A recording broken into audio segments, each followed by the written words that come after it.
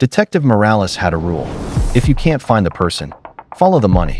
Kevin Dorsey's bank records were clean. So were Jonah's. So were Rachel's. Too clean. Which meant the real story was happening somewhere else. She went after the shell companies. Larkspur Holdings, Eastbridge Consulting, Northwell Trade. All of them empty. All of them moving millions. They all pointed to the same legal firm, the same trust manager, and the same unreachable client. The name on the paperwork was Marcus Hale.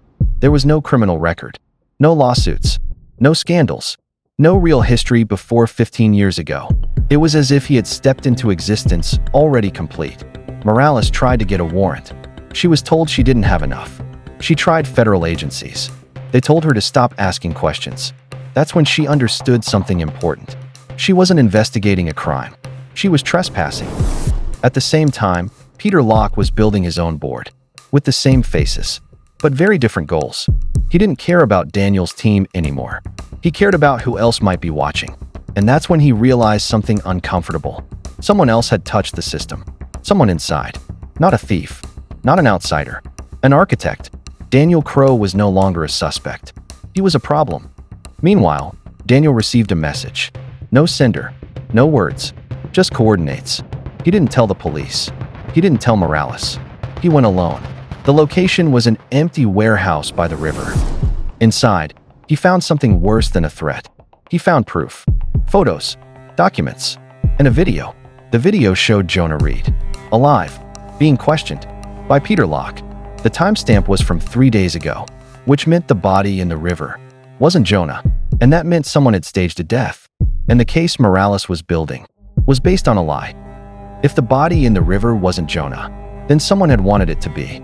And that meant two things were now true at the same time. Someone was alive who was supposed to be dead, and someone else was dead who wasn't supposed to be found. Daniel didn't take the evidence. He took photos of it. Then he burned the rest, because whoever left it there wanted him to see it. He drove for 2 hours before he could think straight. Then he did the one thing he should have done months ago. He called Detective Morales. She didn't believe him. Not at first. Then she checked the coroner's file again. The body had been identified using dental records. But the records came from a private database, not a government one. The company that owned the database? A subsidiary of Aurelian Group. That was the moment the case changed. Not into a murder investigation. Into a manufactured reality. She reopened everything. Every death. Every disappearance. Every timestamp. Kevin Dorsey's murder no longer made sense. Rachel's disappearance no longer made sense. Even Victor Hargreaves' heart attack no longer made sense. Because if one body was a lie, how many others were? Meanwhile, Jonah Reed woke up in a room with no windows. He didn't know how long he'd been there. He didn't know where he was. He only knew that every day, someone came in and asked the same questions. What did Daniel Crowe build? Who else is involved? Where is the rest of the map? Jonah always gave the same answer. I don't know. That was a lie. He knew more than he thought. And Locke knew it. Locke wasn't trying to punish him. He was trying to understand the machine. Because someone had touched something that should not be touchable. And the system was starting to behave. Unpredictably. Marcus Hale finally met with Locke in person. Locke said, "We have a structural problem." Marcus said, "Then remove the structure." That was when the plan changed again. No more corrections. No more cleanup. Only containment. And containment always requires examples. Locke wanted a lesson. Not for the system. Not for the money. For the people. It didn't matter that Daniel Crowe had done nothing visible. It didn't matter that Jonah Reed was only a messenger. Locke's rule was simple. If someone knows too much, they must disappear permanently. The example began with Kevin Dorsey's apartment. Locked from the inside. Lights off. No one in. Except a single video feed. Locke recorded everything. Every move. Every hesitation. Every mistake. Because a perfect system runs on fear and precision. Daniel noticed something strange. Kevin's email pinged. No sender. No reply. Jonah Reed finally realized the stakes. He could no longer pretend the money, the planning, or the invisible machine were harmless. The first example was delivered with meticulous care. No one saw a weapon. No one saw a struggle. And yet, the message was unmistakable.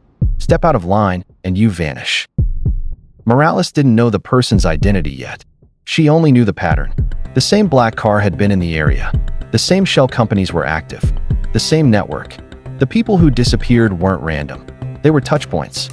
They were the nodes that could trace the system back to the top. Daniel realized his team had been exposed. Elliot was gone. Mara was gone. Jonah had been captured for questioning.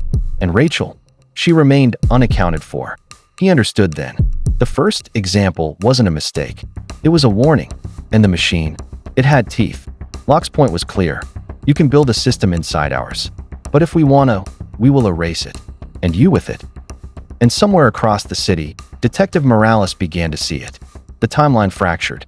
The bodies were lies. The disappearances were messages. The system, a weapon. And Daniel? He finally understood the truth. This wasn't about stealing money. This wasn't about vengeance. This was control. Control over people, over information, over life itself.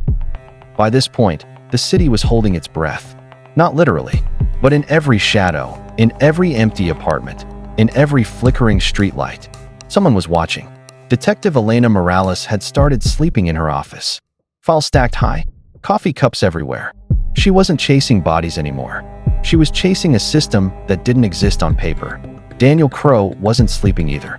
Each night brought a new warning, a new pattern, a new fear. Mara had vanished entirely. Elliot was unreachable. Jonah's mind had begun to crack under constant questioning. Morales knew she was close. Too close. She had reconstructed every timeline from the start. The deaths, the disappearances, the falsified bodies. It all formed a network.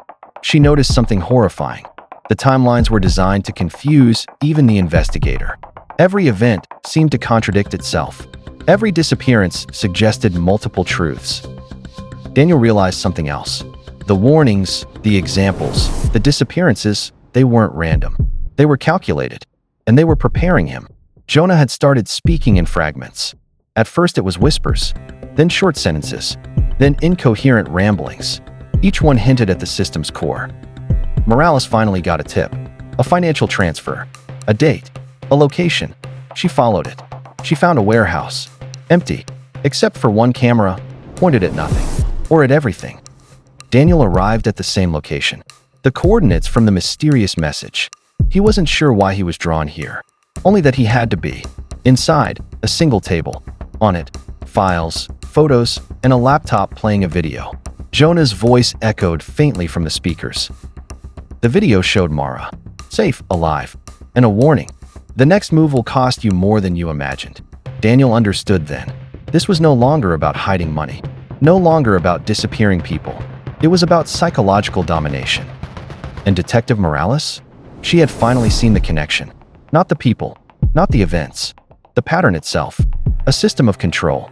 A machine that used fear as its language. The system was awake, and no one was fully in control anymore. The lines between observer and participant were gone. The timelines no longer made sense. The map wasn't a map anymore. It was a trap. Daniel's phone buzzed. A message. One wrong step, and it all ends. This was the breakdown. The system was collapsing, and those who had tried to escape were now running straight into it. Detective Morales had every piece of the puzzle in front of her, but the pieces weren't in order. They never had been. She looked at the sequence of events in reverse. She started with the latest disappearances, then worked backward, event by event, lie by lie. Daniel watched quietly. He had given her every file he had, every lead, every observation. The first revelation came with Jonah Reed. He hadn't been dead. He had been used as a pawn. Next, Kevin Dorsey. His death had been staged. The body in the river wasn't him. Rachel Moore. She had disappeared, but only temporarily. Her movements had been manipulated to create confusion. Daniel realized the key was timing. Every event, every disappearance, every staged death, it had been calculated down to the minute. Then Morales noticed something even more sinister. All the events pointed to one man, Marcus Hale. Not just the network, not just the disappearances. Hale had orchestrated everything. Locke was just the executor, the machine, the system. Hale was the architect. Daniel's mind raced. All the warnings, the disappearances, the black cars, the shell companies, they weren't mistakes. They were a map leading to Hale. Morales ran the timeline backward again. She reconstructed every disappearance in reverse order, and finally saw it. The turning point. The moment, everything had shifted. It was a small interaction, a single message, but that message had triggered everything. Hale had used it to identify Daniel, and from there, everything unfolded. Every death, every disappearance, every staged event, orchestrated to test, manipulate, and control him. Morales called it the turning point, the moment where one small action created a cascade, and if she traced it correctly, she could undo the system's manipulation. Daniel looked at Morales. For the first time, he trusted someone fully. Together, they plotted Hale's exposure. Every file, every timestamp, every manipulated disappearance. It would take precision, patience, and courage. For the first time, the chaos made sense. Not forward, but backward. And the truth, raw, terrifying, and meticulous, finally emerged. Detective Morales had everything she needed. Every timeline reconstructed. Every manipulated disappearance traced. Every connection led to Marcus Hale. Daniel knew it too. He had spent months being hunted, manipulated, and tested. Every step had brought him here. The confrontation wouldn't be easy. Hale was meticulous, ruthless, and always one step ahead. Morales coordinated with federal authorities. Every move was monitored, every route accounted for. Daniel approached the building first. He had a single objective: gather evidence. Inside, Hale was waiting, calm, collected. He didn't need to speak. The files, the photos, the timeline on his wall said it all. Morales entered seconds later. Daniel stepped aside. It was time. Hale smiled. A slow, chilling smile. "You finally understand," he said. "Everything you've seen, everything you've reconstructed. It's been my design." Morales didn't flinch. "This ends tonight," she said. Hale leaned back, hands raised slightly. "Control is an illusion," he said. "But fear is real." Daniel stepped in, placing evidence on the table. Bank records, phone logs, surveillance videos, every manipulation. Hale's calm faltered. He realized Morales and Daniel had traced every step, every lie, every manipulated death. "Impossible," he muttered. Morales replied, "Nothing is impossible when you see it backwards." Federal agents stormed the room. Hale was cornered. No escape. No black cars waiting outside. No messages to manipulate. For the first time, the system Hale had built was powerless. Daniel exhaled. Jonah, Rachel, and Mara would be safe. The turning point had been reached. Detective Morales watched the city awaken. She had seen the timelines fracture. She had seen the manipulation. And she had restored the truth. Some cases never end. Some people never learn. But sometimes the truth catches up. The city began to breathe again. Not because the danger was gone, but because the system had been exposed. Daniel Crow walked the streets slowly. Every step reminded him of what had happened. The disappearances, the manipulations, the fear. Jonah Reed, Rachel Moore, and Mara reunited. They spoke little. Words couldn't fully describe what they had endured. Detective Morales filed the final report. Every timeline reconstructed. Every deception exposed. Marcus Hale awaited trial. He had been meticulous, careful, untouchable, until he wasn't. Daniel reflected on the lessons learned. People aren't always what they seem. Time isn't always linear. And the truth sometimes only makes sense backwards. Morales met him one last time. "We caught the architect, but the system, it won't stop evolving." Daniel nodded. He understood. Some things weren't meant to be fixed, only observed. The turning point cases weren't about solving crimes. They were about understanding them, about tracing lies, about seeing the world not as it appears, but as it really is.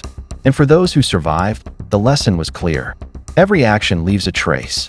Every lie has a ripple, and the truth always finds a way.